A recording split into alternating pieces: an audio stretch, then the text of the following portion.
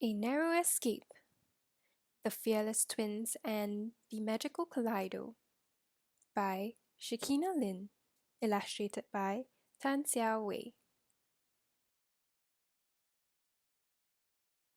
Brought to you by the Preservation of Sites and Monuments. It was moving day. The twins were helping Uncle El pack his things when they discovered an ancient wooden chest.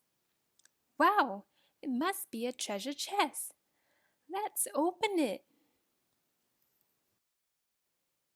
Toby pulled open an old scrapbook with photographs of old buildings, while Tammy found an odd-shaped tube. Hey, what's this? I was hoping for treasure. My goodness. My Kaleido! My Kaleido! You found it! Bellowed Uncle El. Uncle El took a deep breath. Brahaba! Brahaba! He said, and broke out into a wild dance. Little beads and pebbles rattled mysteriously inside the Kaleido. Suddenly, the Kaleido coughed out a cloud of dust, which turned into a beautiful pattern. With a whirl and a twirl, the Kaleido began to swell and swell till, boom! It transformed into a time machine. A time machine? Cool! Uncle El, what's going on? Let's go, kids. It's time for adventure! Uncle El boarded the time machine quickly. Where shall we go? To the future, said Toby. To another country, said Tammy. I've got a better idea. The best idea of all, said Uncle El. We're headed to the past, kids. Hang on, exclaimed Uncle El. With a whirl and a twirl, the Kaleido jumped back in time. It galloped, soared, dived, and circled around. Welcome to Singapore in the year 1935. Hey, I see the Singapore Art Museum. Yes, but in 1935, it was a school. Former St. Joseph's Institution, SJI. Now, Singapore Art Museum. Did you know, similar to the idea of recycling, old buildings are often reused for different purposes? Before, this building was the first missionary school for boys. SJI, formerly known as St. John's, started in an old chapel. It moved into an atop, thatched roof hut. The school moved into this building after construction was completed in 1867. Today, the building is the Singapore Art Museum. Hey, this is the Peranakan Museum. Mrs. Pashba brought us here last year, said Toby. However, in 1935, it was not a museum. It was town and school. Let's go play! I'm so glad I found you. Former town and school. Now, Peranakan Museum. Did you know, town and school was built with the help of many people, including Wee Tiong Ham, dubbed the Sugar King of Java. He donated $10,000 for the purchase of this site. Town and School was the first Chinese school to be housed in a Western-style building. Most schools in the early 1900s were housed in shophouses or in Chinese-style courtyard houses. It was the first Chinese school to introduce mathematics and English in its curriculum. In the 1930s, only children from rich families were able to attend school. Today, this building reopened as the Asian Civilizations Museum in 1997 and is now the Peranakan Museum. Toby and Tammy watched as the students played games. Some stooped to spin tops or strike marbles, while others kicked colorful shuttlecocks. One of the students, Ming, taught Toby and Tammy how to play bola tin. I am the king of bola tin. I want to try playing. What fun! What games did children play? 5 stones, a game where 5 little triangular beanbags are tossed in the air and caught with one hand. Bola tin, a game which uses a ball to knock down a stack of tins that are arranged in a pyramid. Chapte, also known as shuttlecock. The player kicks the chapte with one foot or alternating with both feet. The player has to keep the chapte in the air for as long as possible. Ming invited Toby and Tammy to join him for a drama performance at Victoria Theatre and Memorial Hall. I'm meeting my parents at the entrance of Victoria Theatre after school. But trouble was brewing at Victoria Theatre and Memorial Hall. Look at the hands of the clock tower! Exclaimed Toby. Above them, the hands of the clock tower were spinning round and round. Street lamps were flickering everywhere. What was going on? Suddenly, a man rushed out of the theatre shouting, There has been a blackout! This is horrible. What is taking them so long to restore the electricity? Where are my parents? The lights are going out. I say, God save the Queen. Former Victoria Theatre and Memorial Hall, now Victoria Theatre and Concert Hall. Did you know? During the Japanese occupation, the Memorial Hall was used as a hospital. After the war, it was used to try war crimes. Today, it is known as the Concert Hall. Monuments that also have a clock tower include Chinese High School and Boyer Block, which houses the Singapore General Hospital Museum today. Something must have happened at the St. James Power Station, moaned Ming. Maybe we can help, Uncle Al? Said Tammy. Uncle Al looked at Tammy, Toby, and Ming. He winked and pulled out the kaleido. Brahaba! Brahaba! With a whirl and a twirl, the twins, Ming, and Uncle Al found themselves flying on a kite shaped like a bird. To the St. James Power Station, ordered Uncle Al. The kaleido pulled them swiftly up into the air, and they soared higher and higher. Wow, we are flying! I see smoke! The power station was on fire. The security guard ran to them, huffing and puffing. Please help! I don't know what's taking the firemen so long, cried the security guard. Look at the flames. Wait, where's Ming? Did he go inside? Help! Help! How were firemen alerted to a fire? Did you know?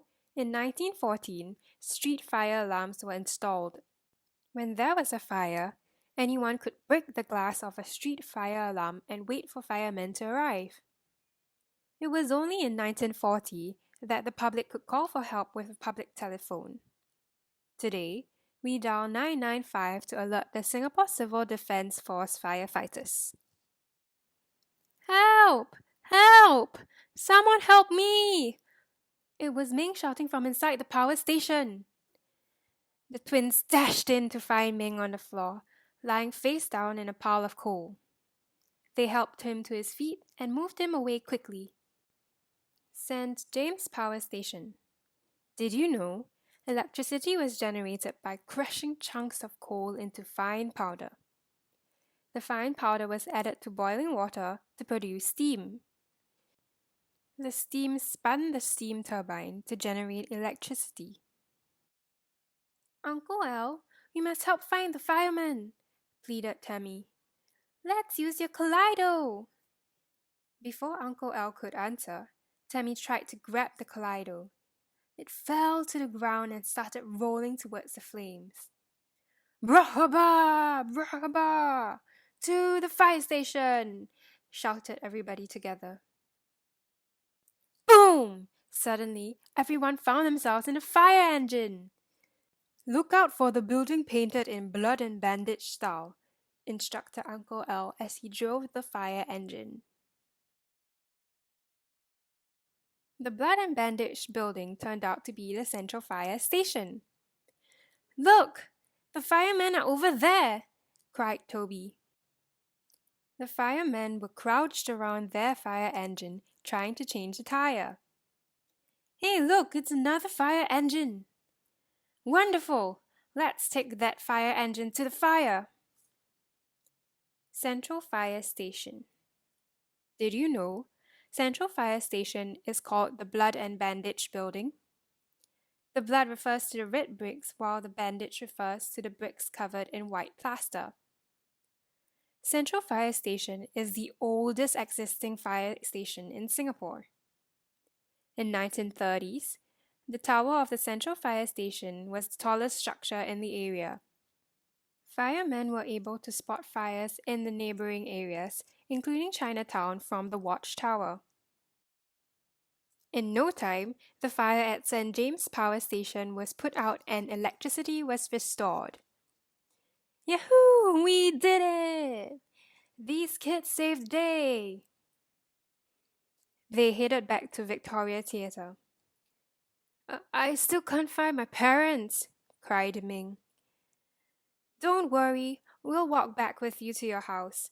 I'm sure they're waiting for you there, said Toby kindly. Do you know the way home? I live in Chinatown. It can be confusing at times. The sky was growing very dark as Uncle L and the children walked past Parliament House. This is the Supreme Court. Isn't this the Arts House? We were here last week to watch a performance. Former Parliament House, now Arts House. Did you know? The former Parliament House was constructed as a mansion for the Scottish merchant John Maxwell, but it never served this purpose. It functioned as Singapore's first courthouse and served as the Supreme Court until 1939. It became the Assembly House in 1959 and was renamed Parliament House when Singapore became independent in 1965. Today, the building is the Arts House. They heard the lovely chimes of bells coming from St. Andrew's Cathedral before heading towards Chinatown.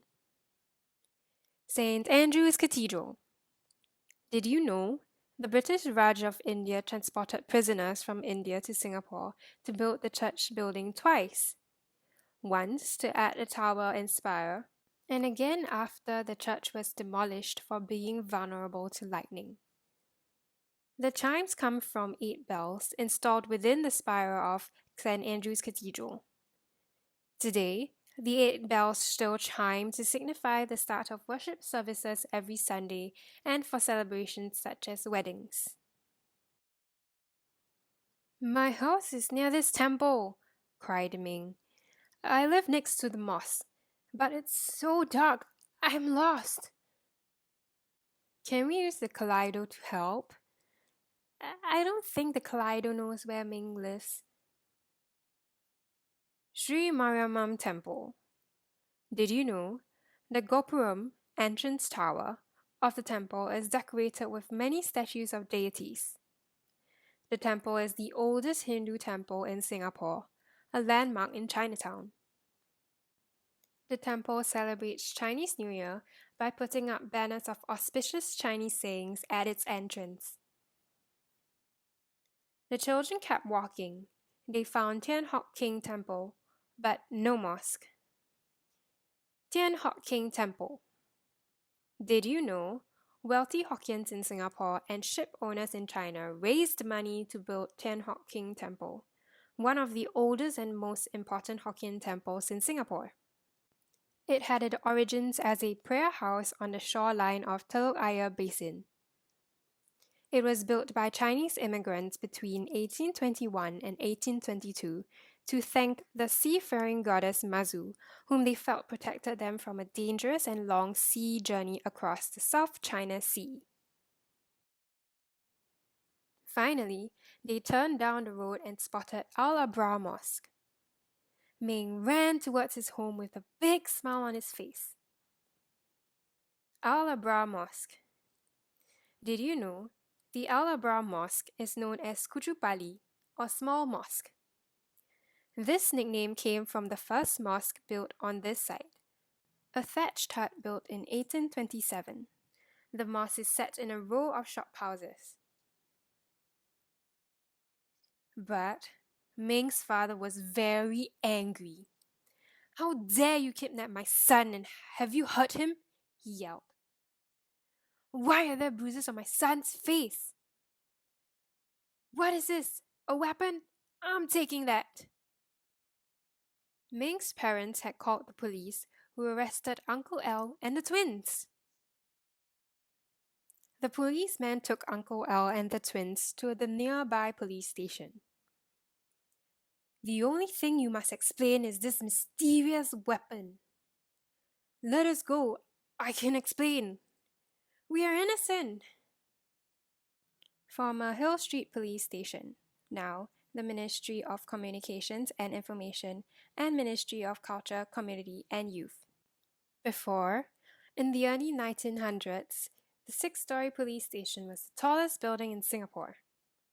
Today, the police station went through extensive restoration and reopened with its rainbow-colored window shutters in 2000. Today, the building houses the Ministry of Communications and Information and the Ministry of Culture, Community and Youth. Suddenly, a ball flew out of nowhere and knocked the Kaleido out of the policeman's hand. Everybody turned around. It was Ming. He had followed them back to the police station. "They don't call me the Polar Thin King for nothing." Toby caught the Kaleido while Uncle L and Tammy sprinted away. "Brahaba! Brahaba!" With the policeman in hot pursuit, the Kaleido transformed. With a whirl and a twirl, the time machine was off. Uncle Al and the twins had just enough time to hop on board the time machine before waving goodbye to Ming. "Thanks for saving us. See you again. Thanks for everything." "That was a close shave.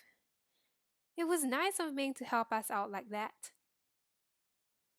The time machine galloped, soared, dived, and circled around before jumping back to the present.